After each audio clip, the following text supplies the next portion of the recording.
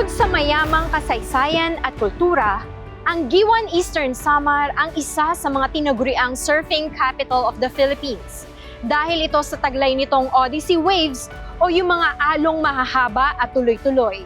Isa nga sa nabiyayaan ng programang Sustainable Livelihood Program ng Department of Social Welfare and Development ang mga nagtuturo at nagpaparenta ng surfing boards dito. Paano natulungan mapaunlad ng SLP ang kabuhayan ng mga surfing instructors at turismo ng magandang lugar na ito? Magandang araw po sa inyong lahat. Tunghayan natin ang kwento ng pag-asa at pagbabago sa buhay ng mga taga-Giwan Eastern Samar.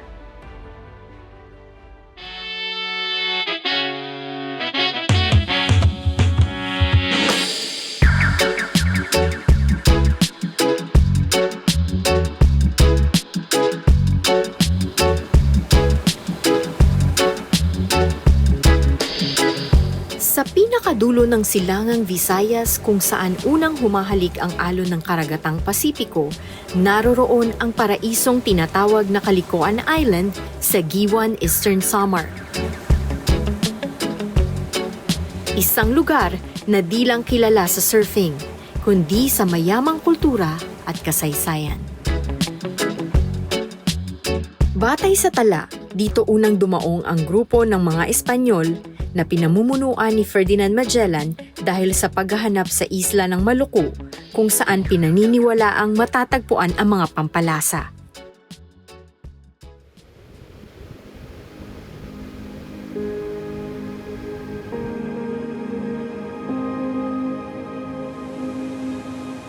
Matapos ang pananalasa ng bagyong Agaton noong 2022, maraming taga-Calikoan ang nawala ng kabuhayan, bahay at pag-asa. Ang dating surf instructors, mangingisda at bangkero ay napilitang tumigil. Pero malayo na ang kanilang sitwasyon ngayon sa nakaraan. Kasabay ng pagsikat ng araw, muling dumaloy ang pag-asa. Sa tulong ng Sustainable Livelihood Program o SLP ng Department of Social Welfare and Development, unti-unting bumangon ang komunidad. Itong Calikoan Surfers Association, bali 3 grupo po ito na naka-avail ng Livelihood Assistance Grant from Sustainable Livelihood Program noong 2021. So bali po, yung total amount na natanggap nila ng Seed Capital Fund is 150,000. So instead of individual, through the initiative din po ng government partners ng LGU, ginawa po nila itong association yung pag-implement. So yung 150,000, binila nila ng mga surfboards. Then yung surfboards na yun yung nag-earn ng income every day through sa pagtuturo ng pag-surfing sa mga local tourists and even mga international tourists.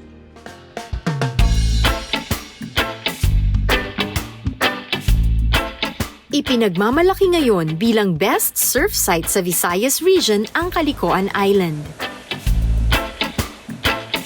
Hindi ko naman akalain at hindi rin namin akalain na magiging isang magandang simula po ito para sa kanila. Dahil yung natanggap po nila na tulong from the DSWD, from SLP ay binili nila ng mga surfboard. At itong surfboard na nabili nila ay ang naging paraan para masustain yung livelihood na ginagawa nila. Bukod sa magagaling na surf instructors ay maaari ka rin magrenta ng surfboards sa kanila para sa Surfing Lesson 101. Per individual po is 500 per hour po, per person po is po. Tapos 2,000 lang po. Opo, minsan naman po, halimbawa pag linggo or long weekend po, doon po nakakita kami ng mahigit 10. Opo. Pinaghahati-hatian. Hindi po, yung bali po yung 500 po, bali 250 po yung sa board, tsaka 250 po yung sa instructor.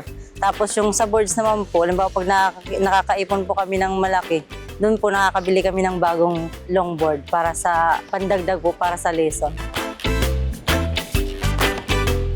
Ito ang unang beses na sinubukan ko ang sport na ito. Una, kailangan mo muna itali ang surfboard sa iyong binti para hindi ka madala ng alon papalayo sa surfboard.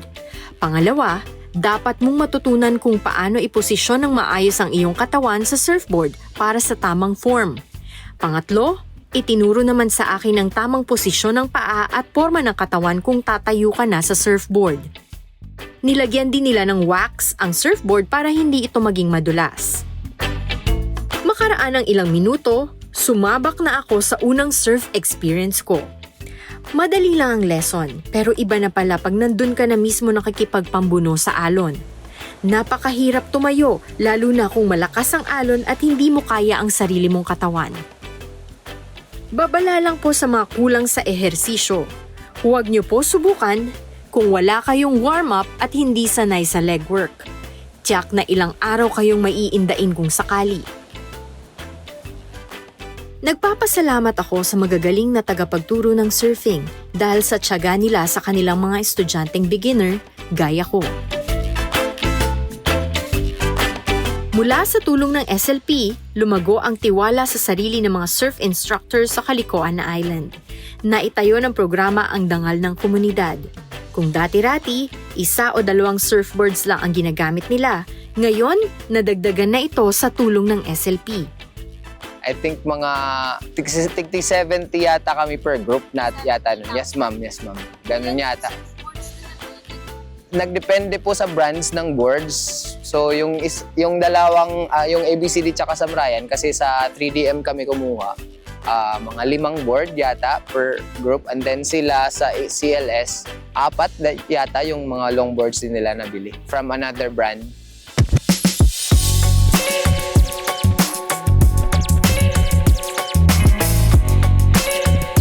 Gumagawa din ang grupo nila Vincent ng sarili nilang surfboards.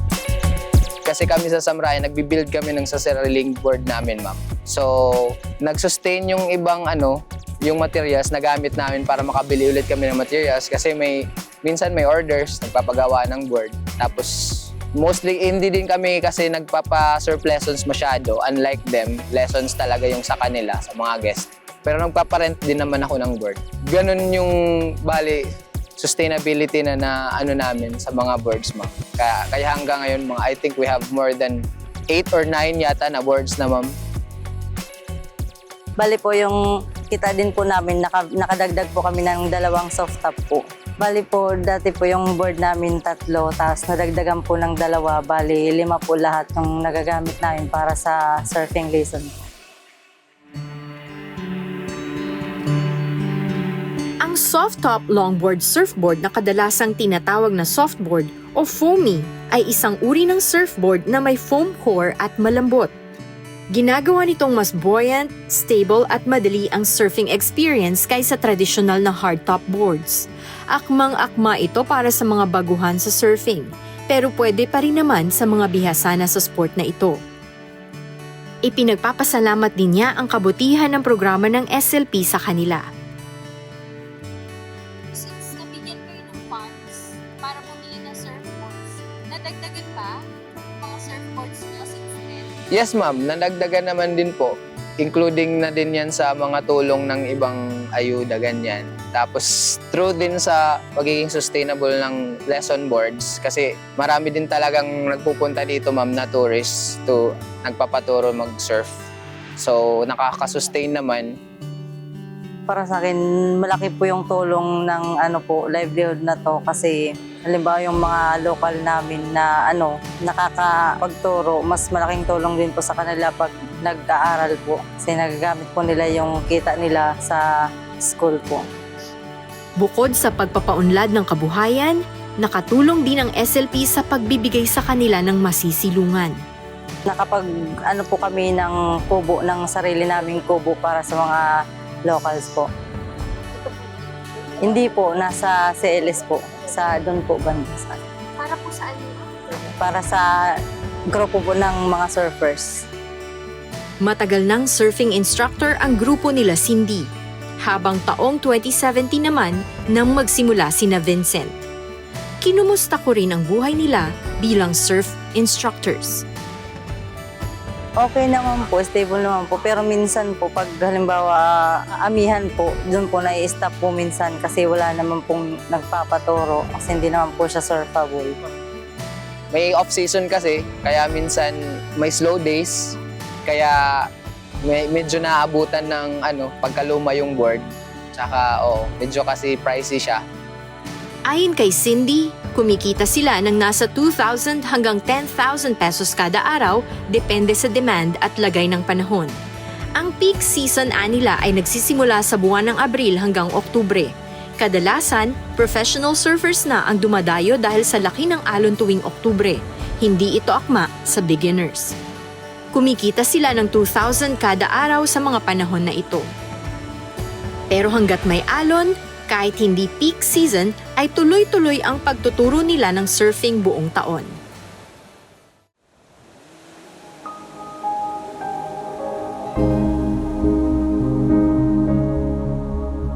Continue lang nila yung talaga yung goals din nila. Tapos continue din to grow and innovate.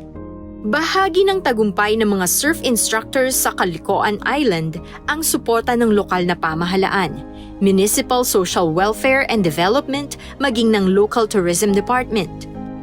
Kasi mga 4 years na to sila ngayon, since nang start yung surfing activity dito, yung kanilang livelihood. So may mga continuity kami ng mga support like ang mga capability building trainings and mga succeeding trainings na kuhan. And yun na nga po, ina-advocate talaga ng local government of Giwan and ng DSW Sustainable Livelihood Program na suportahan po itong mga surfers na ito. Kasi po ito po talaga yung pinagkakakitaan po nila. Ipinagpapasalamat naman ng lokal na pamahalaan ang hakbang ng DSWD SLP na tugunan ang pangangailangan ng mga asosasyon ng surf instructors sa Caloocan. Nagpapasalamat po ako in behalf din po sa 3 grupo na ito dahil hindi namin alam with that small initiative na ginawa namin ay magiging modelo ito para sa ibang organizations din. So, sa pamamahala din ng aming butihing mayor na napaka-supportive ay nagpapasalamat din kami na sa tulong na ito na ibinigay ng DSWD.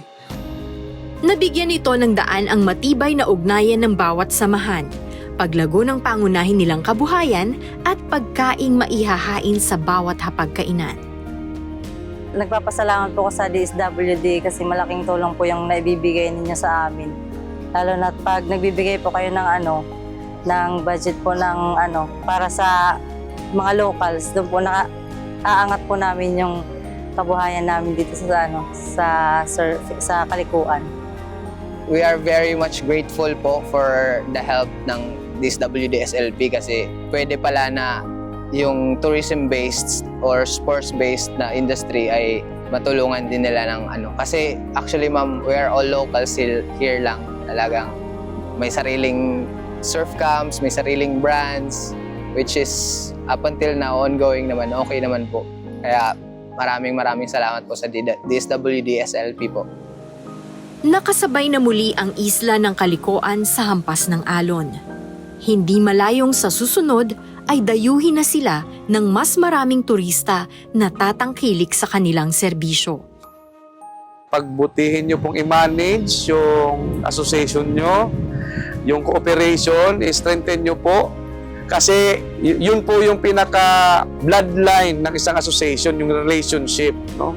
So dapat yung transparency, yung financial recording ninyo is maganda. And of course, yung passion sa pagtuturo. Kasi pag nakita nung trainee na mabait yung trainer, so siyempre babalik yun.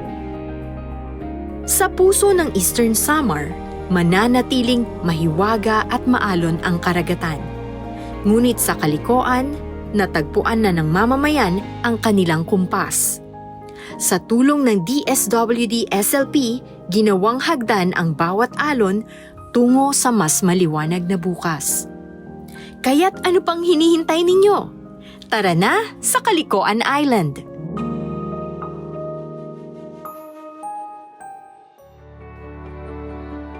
Sa patuloy na pagdaluyong ng biyaya sa buhay ng mga taga-Giwan, patuloy din silang lumalaban at nagtataguyod ng kanilang kabuhayan sa pamamagitan ng kanilang angking talino at kakayanan.